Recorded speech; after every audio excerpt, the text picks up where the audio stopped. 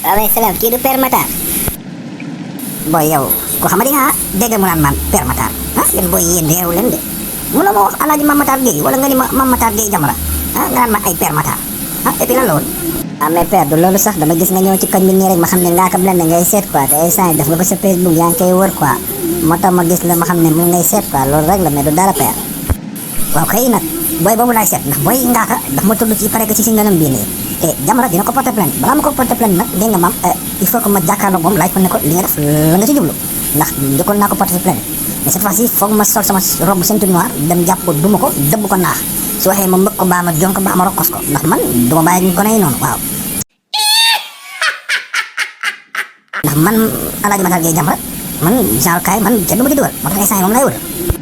père boo gaaw gis Ngaaka Blindé du baas yoon ndax mi ngi noonu dem studio yow la def nag tëdd liste nag li mu ci la bëgg a classe nag lii la ci wax nee na yow sa biir kër ku wax rek nga dóor ko arrêt parce que nee na sa lel nu mu sooyee dañuy bëgg ko tudd ñaareel ba tamit doo bàyyi xale yi xooñ bi nee na bu ñu lekkee ba xooñ bi des nag da ngay yuuxu ne jiiroo après nga tibb xooñ bi nee na nag ku wax tamit nga jàpp ko dóor ko naax dóor ko ci suuf nee na keroog rek am na benn boy bu fa ñëwoon sax vacances bi mu laalee xooñ bi rek nga xool ko mu xool ko rek nga dóor ko arrêt rek ànd ak moom rek ngeen daanu seen buntu kër gi loolu la bëgg a dem siwal nag. kon Ngaaka Blindé kon dégg nga maam ci samay mbir la bëgg a dugg donc de toute façon Jamra va tenir benn conférence de presse dès ce soir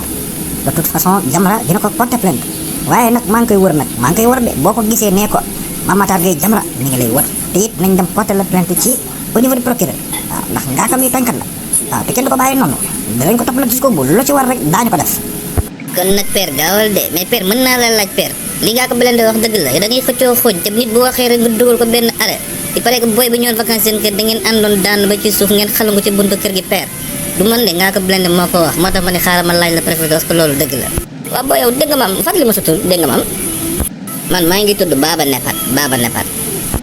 ok Baba Nepat yow Jamra dina la porter plainte dégg nga maam yow dina la topp association de malfaiteurs dina la topp diffusion de fausses nouvelles dina la toppee tamit receleur des informations personnelles dina la toppee tamit wax lu la leerul waaw dégg nga maam Jamra dina la dugal ci liste bi. yii père bàyyi rek ma dem Ndiaye man dama doon tegal ay information Ngaaka Blindé wax sax instant yi nii sax maa ngi war dajante ak ñoom ak lu brique ñoom Mame Ndiaye Savak ñoom Mamy Cobra xam naa dinañ dajante ci kanam père bàyyi yooyu waay bàyyi yooyu rek man mi la jox information yi sax waruma ci woon fekk père.